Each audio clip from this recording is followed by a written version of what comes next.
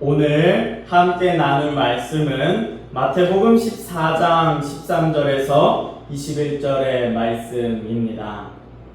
다 찾은 줄로 믿고 제가 봉독해 드리도록 하겠습니다. 예수께서 들으시고 배를 타고 떠나사 따로 빈들에 가시니 무리가 듣고 여러 고을로부터 걸어서 따라간지라. 예수께서 나오사 큰 무리를 보시고 불쌍히 여기사 그 중에 있는 병자를 고쳐 주시니라. 저녁이 되매 제자들이 나와 이르되 이곳은 빈들이요 때도 이미 저물었으니 무리를 보내어 마을에 들어가 먹을 것을 사 먹게 하소서. 예수께서 이르시되 갈 것 없다 너희가 먹을 것을 주라. 제자들이 이르되 여기 우리에게 있는 것은 떡 5개와 물고기 2마리 뿐이니이다. 이르시되 그것을 내게 가져오라 하시고 무리를 명하여 잔디 위에 앉히시고 떡 5개와 물고기 2마리를 가지사 하늘을 우러러 축사하시고 떡을 떼어 제자들에게 주시매 제자들이 무리에게 주니 다 배불리 먹고 남은 조각을 12바구니에 차게 거두었으며 먹은 사람은 여자와 어린이 외에 5,000명이나 되었더라. 아멘. 오늘도 예배 자리에 나오신 성도님들을 사랑하고 축복합니다. 잘 나오셨습니다. 오늘은 마태복음 14장에 나오는 예수님의 기적을 통해 예수님은 누구신가에 대한 말씀을 나누려고 합니다. 말씀의 제목이 그리하여 예수님은 누구신가입니다. 마태복음에서 나타나는 예수님의 기적을 통해 예수님에 대하여 더 알아가는 시간을 가지고자 합니다. 예수님은 누구신가? 첫 번째는 생명의 떡 되신 분입니다. 마태복음 14장 15절에서 21절의 말씀입니다. 저녁이 되매 제자들이 나와 이르되 이곳은 빈들이요 때도 이미 저물었으니 무리를 보내어 마을에 들어가 먹을 것을 사 먹게 하소서. 예수께서 이르시되 갈 것 없다 너희가 먹을 것을 주라. 제자들이 이르되 여기 우리에게 있는 것은 떡 5개와 물고기 2마리 뿐이니이다. 이르시되 그것을 내게 가져오라 하시고 무리를 명하여 잔디 위에 앉히시고 떡 5개와 물고기 2마리를 가지사 하늘을 우러러 축사하시고 떡을 떼어 제자들에게 주시매 제자들이 무리에게 주니 다 배불리 먹고 남은 조각을 12바구니에 차게 거두었으며 먹은 사람은 여자와 어린이 외에 5,000명이나 되었더라. 아멘. 오늘 말씀은 어릴 적부터 많이 들어왔던 말씀 중 하나입니다. 떡 5개와 물고기 2마리로 5,000명을 먹이신 예수님의 기적 중 하나입니다. 사건 중 하나이죠. 그런데 어릴 적 들어왔던 말씀들은 대개 예수님의 기도인 축사에 대한 말씀을 저는 많이 들었던 것이 기억이 납니다. 예수님처럼 기도하면 이렇게 놀라운 기적이 일어난다라는 것이죠. 물론 사람마다 교회마다 들었던 이야기들은 조금씩 달랐을 것입니다. 말씀을 이렇게 이제 저도 준비하며 말씀을 계속해서 묵상해 오게 되었습니다. 예수님의 기도보다는 예수님에게 시선이 향하게 되었습니다. 예수님은 왜 이러한 일을 행하셨을까라는 것이죠. 예수님께서는 왜 5,000명을 먹이셨으며 예수님을 믿지 않는 사람들도 이러한 사건을 알 만큼 이러한 일들을 행하셨는지를 생각해 보게 되었다는 것이죠. 제가 신학교를 다닐 때도 이 말씀에 대하여 학자들의 의견이 분분했던 것이 기억이 납니다. 어떤 학자는 이렇게 말했죠. 어린아이가 자기 도시락을 꺼내어 주니 사실은 다른 사람도 다 도시락을 가지고 있었는데 자신들만 먹으려고 숨겨두었다는 것이죠. 그러나 이제 아이가 그렇게 내놓는 것을 보시고 마음이 뜨끔하여 양심이 찔려서 모두가 내놓았는데 이렇게 많아졌다라고 하는 학자들도 있었습니다. 또 다른 학자는 이것이 너무나도 비과학적이라며 믿지 않는 학자들도 있었습니다. 그러나 학자들의 말이 중요한 것이 아니라 우리에게 중요한 것은 오늘 성경이 무엇을 말하고자 하는가를 우리는 생각해 보아야 합니다. 그러나 이 사건은 정말 분명한 사실이며 5천 명 이상이 배불리 먹었음에 초점이 가 있지 않다라는 것이죠. 이런 일을 일으킨 이가 그가 누구인지를 보아야 한다는 것입니다. 즉 다시 말해 예수님은 누구신가를 살펴보아야 한다는 것이죠. 이 말씀은 마태, 마가, 누가, 요한복음 이렇게 4복음에서 모두가 다루고 있는 중요한 사건이자 기적입니다. 특히 예수님의 이 기적 오병이어의 사건을 궁극적인 의미를 이야기해 주는 것이 있었습니다. 그것이 바로 요한복음 6장 22절에서 59절의 말씀입니다. 길지만 함께 그 오병이어의 진정한 의미를 함께 살펴보도록 하겠습니다. 요한복음 6장 22절에서 59절의 말씀입니다. 이튿날 바다 건너편에 서 있던 무리가 배 한 척 외에 다른 배가 거기 없는 것과 또 어제 예수께서 제자들과 함께 그 배에 오르지 아니하시고 제자들만 가는 것을 보았더니 그러나 디베랴에서 배들이 주께서 축사하신 후에 여럿이 떡 먹던 그곳에 가까이 왔더라. 무리가 거기에 예수도 안 계시고 제자들도 없음을 보고 곧 배들을 타고 예수를 찾으러 가버나움으로 가서 바다 건너편에서 만나 라삐여 언제 여기 오셨나이까 하니 예수께서 대답하여 이르시되 내가 진실로 진실로 너희에게 이르노니 너희가 나를 찾는 것은 표적을 본 까닭이 아니요 떡을 먹고 배부른 까닭이로다. 썩을 양식을 위하여 일하지 말고 영생하도록 있는 양식을 위하여 하라. 이 양식은 인자가 너희에게 주리니 인자는 아버지 하나님께서 인치신 자니라. 그들이 묻되 우리가 어떻게 하여야 하나님의 일을 하오리까? 예수께서 대답하여 이르시되 하나님께서 보내신 이를 믿는 것이 하나님의 일이니라 하시니 예수님을 믿어야 한다라는 것입니다.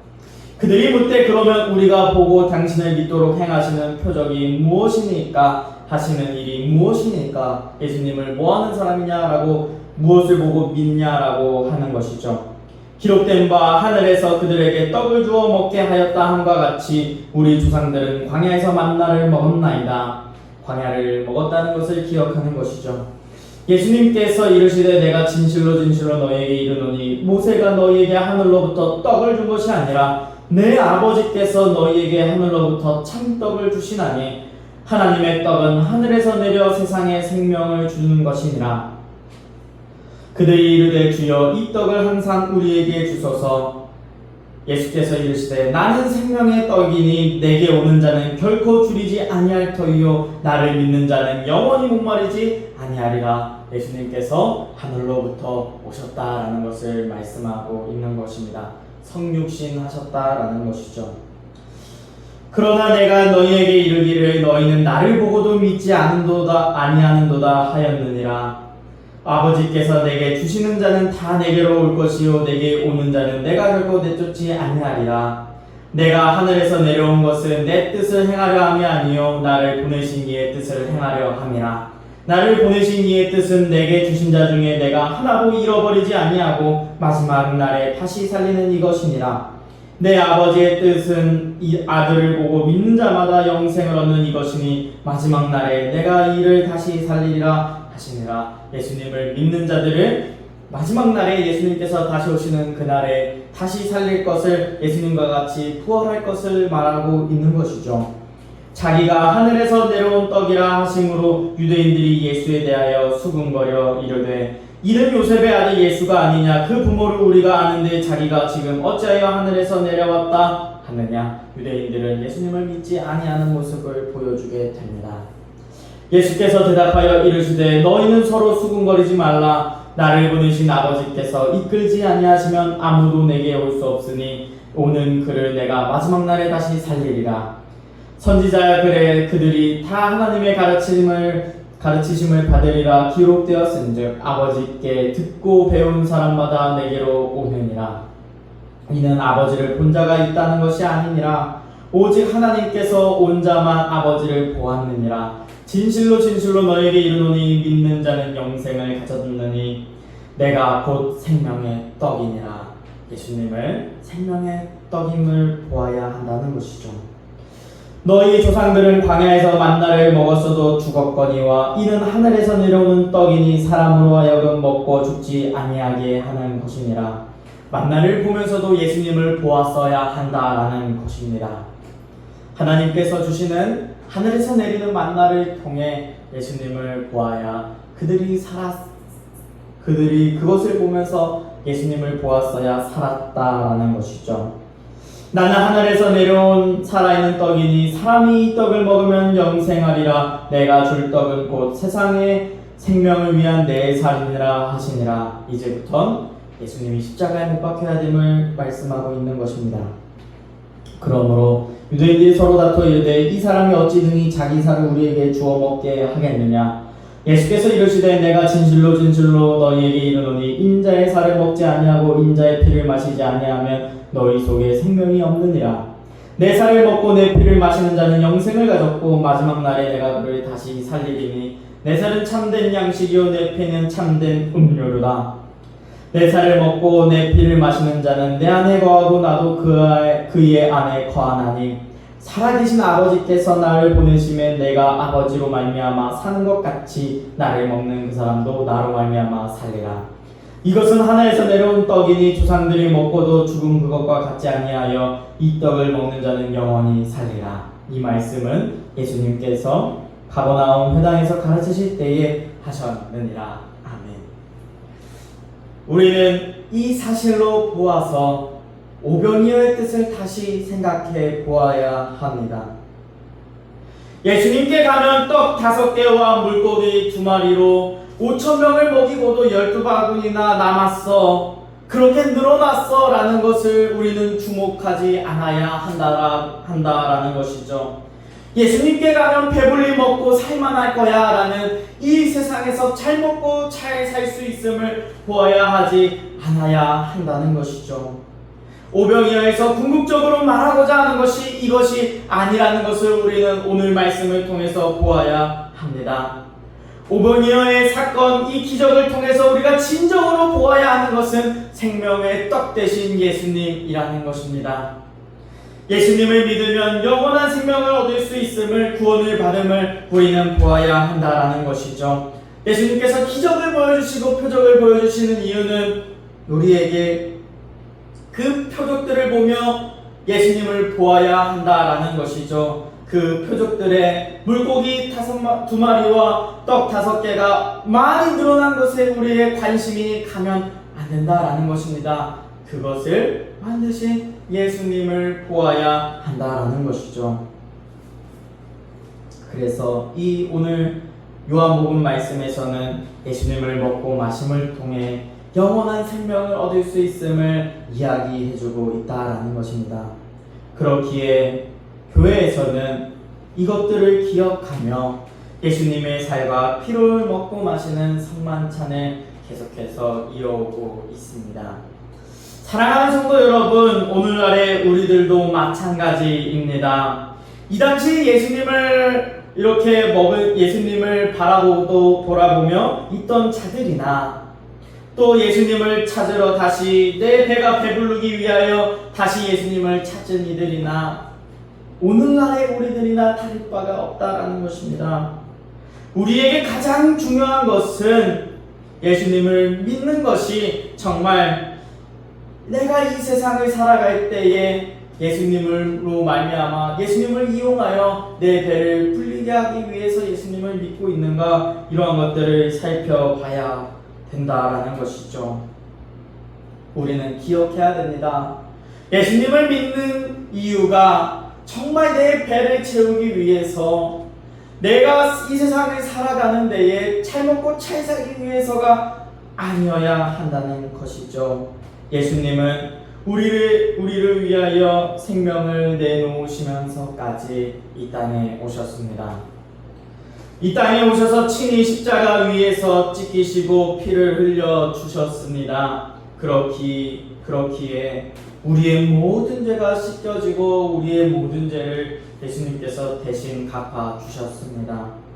오늘 말씀 가운데서 우리의 생명을 살려주시러 오신 생명의 떡 되신 예수님을 우리 모두가 만나기를 축복합니다.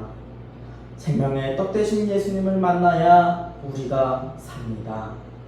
세상에 배부르고 세상에서 만족한 삶을 위해서 이 자리에 찾아오셨다면 그것은 잘못 찾아오셨습니다. 정말 생명의 떡 되신 예수님을 만나 구원함을 받을 수 있는 우리 모두가 되기를 축복합니다. 예수님은 누구신가? 마지막은 모두를 배불리 하고도 남게 하시는 분이라는 것입니다. 마태복음 14장 19절에서 21절의 말씀입니다. 무리를 명하여 잔디 위에 앉히시고 떡 5개와 물고기 2마리를 가지사 하늘을 우러러 축사하시고 떡을 떼어 제자들에게 주심에 제자들이 무리에게 주니 다 배불리 먹고 남은 조각을 12바구니에 차게 거두었으며 먹은 사람은 여자와 어린이 외에 5,000명이나 되었더라. 아멘. 생명의 떡 대신 예수님의 구원에는 모자람이 없습니다. 어른이며 아이며 남자며 여자며 가릴 것 없이 모두를 배부르게 하는 것 같이 예수님의 구원함에는 어떠한 모자람도 어떠한 다른 것의 필요함도 없다라는 것이죠. 우리의 어떠한 행위로서 구원을 받는 것이 아닌 오직 예수님이 베풀어 주신 은혜에 응답하여 예수님을 믿음으로 받는 것이 구원이라는 것이죠.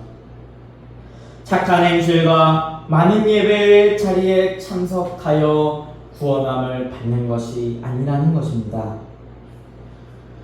그렇다면 왜 교회는 시간마다 있는 예배에 참석하라 하고 착한 행실로서 세상의 모범이 되어 살아가라고 이야기할까요? 또 새벽 기도며 기도하는 시간을 가지라고 왜 교회들은 이야기할까요? 왜냐하면 예수님을 통해 구원받은 자가 새롭게 되었을 때에 그 구원의 기쁨으로 말미암아 그 기쁜 마음을 가지고서 예수님을 더욱 알기 위하여 또한 신앙의 성숙을 이루기 위하여 또 하나님께서 주신 이 구원의 기쁨을 계속해서 간직하기 위하여 교회로 나오라 하는 것이고 예배에 참석하라 하는 것이고 또한 하나님의 영광을 위하여 세상에서는 모범이 되고 착한 행실을 통하여 예수님을 전하라 라고 이야기하는 것입니다. 바울과 바나바에게도 이러한 일이 있었습니다. 바울과 바나바가 1차 전도 여행을 마쳤을 때에 이러한 일이 생기게 되었죠. 사도행전 15장 1절에서 2절의 말씀입니다. 어떤 사람이 유대로부터 내려와서 형제들을 가르치되 너희가 모세의 법대로 할례를 받지 아니하면 능히 구원을 받지 못하리라 하니 바울 및 바나바와 그들 사이에 적지 아니한 다툼과 변론이 일어난지라. 형제들이 이 문제에 대하여 바울과 바나바와 그 중에 몇 사람을 예루살렘에 있는 사도와 장로들에게 보내기로 작정하니라. 아멘. 사도행전 15장에는 이러한 말씀이 나타납니다. 바리새파의 유대인인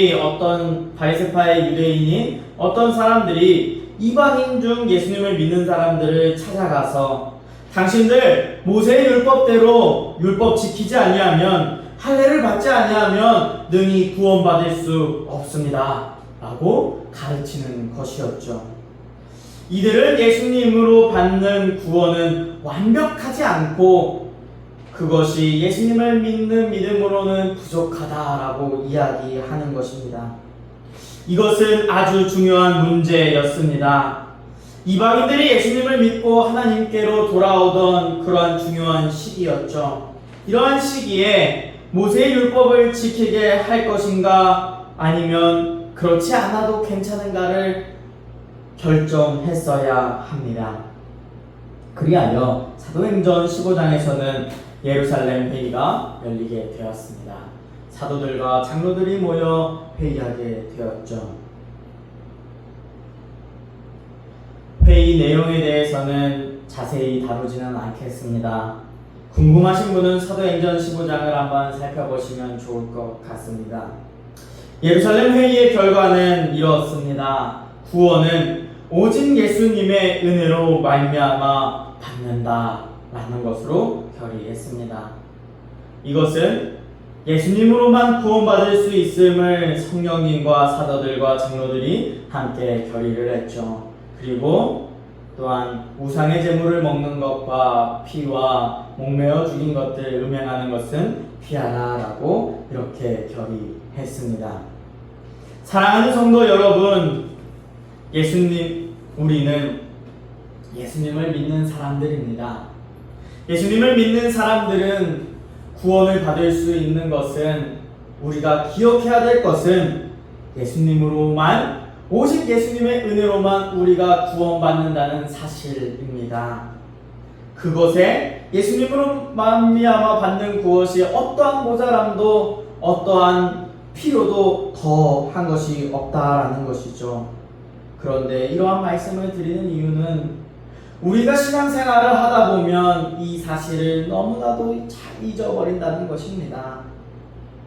예수님의 은혜로 구원받았는데 우리는 계속해서 의심하기도 합니다. 뭔가 부족한 거 아닐까? 예수님으로 말미암아 나는 구원받았는데, 구원받았다고 하는데 그게 부족한 거 아닐까? 의심하게 되는 거죠. 그래서 때로는요, 더 많은 예배의 강박감을 가지고 찾아갑니다. 기도할 때도요, 이렇게 기도하는 거죠. 하나님, 나 좀 구원해 주세요. 하나님, 나 정말 구원받은 거 맞아요? 의심하게 되는 것이죠. 또한 남들을 책망하기도 해요. 당신 이렇게 하지 않으면 구원받을 수 없어. 당신 예배 더 나오지 않으면 구원받을 수 없어. 모세의 율법대로 우리 교회 안에서도 누군가를 책망하고 누군가를 정죄하며 다른 것을, 예수님 외에 다른 것을 계속해서 더해 가려고 하는 모습이 있다라는 것이죠. 그러나 꼭 기억하셔야 됩니다. 우리는 어떠한 종교적 행위를 통해서 구원받은 것이 아닙니다. 예수님의 은혜로 말미암아 우리는 그것에 응답해서 예수님 감사합니다. 예수님이 나를 구원해 주신 건 너무나도 감사합니다. 나도 그러한 예수님을 믿습니다. 이것으로 예수님의 은혜로 말미암아 우리는 구원을 받은 사람들입니다. 그것이 그리스도인들입니다. 이런 구원론에 대하여 우리는 늘 언제나 계속해서 지키고 있어야 됩니다.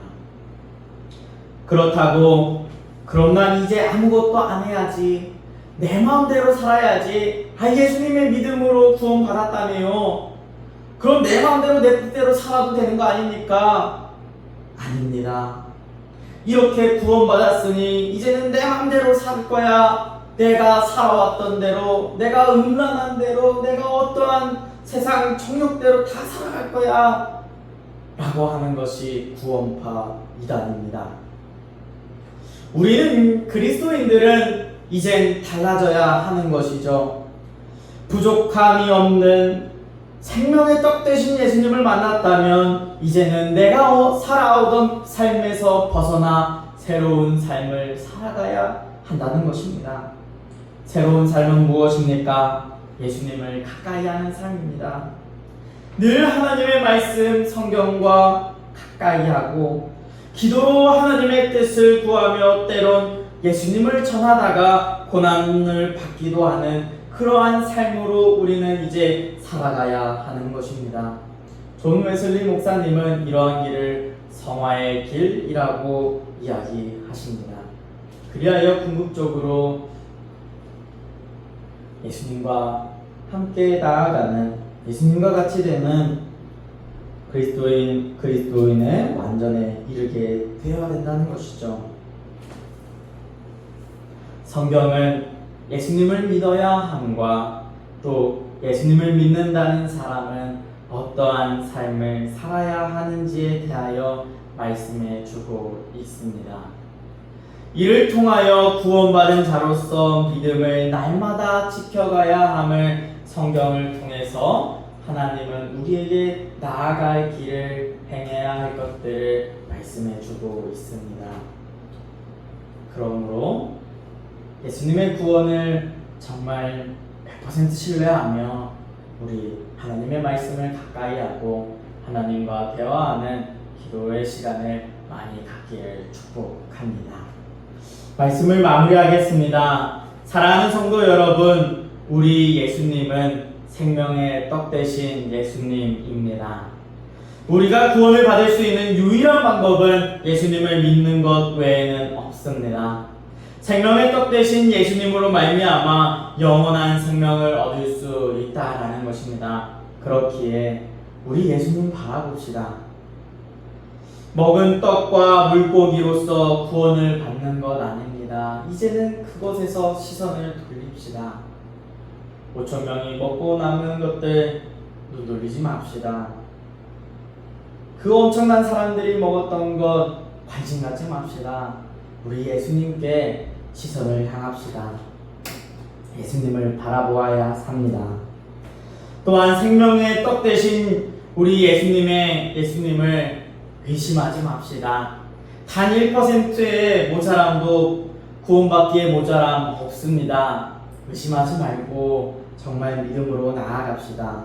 다른 길 찾지 맙시다. 다른 것 하려고 예수님 외에 다른 구원의 방법이 있을 거야 하며 다른 길 찾는 일 하지 말자라는 것입니다. 믿음 흔들리지 맙시다. 기쁨으로 예수님을 영접하고 늘 예수님과 함께 살아갑시다. 예수님 잘 믿으며 살아갑시다. 우리 모두가 예수님을 믿는 믿음 안에서 늘 충만하게 살아가시기를 축복하고 소망합니다.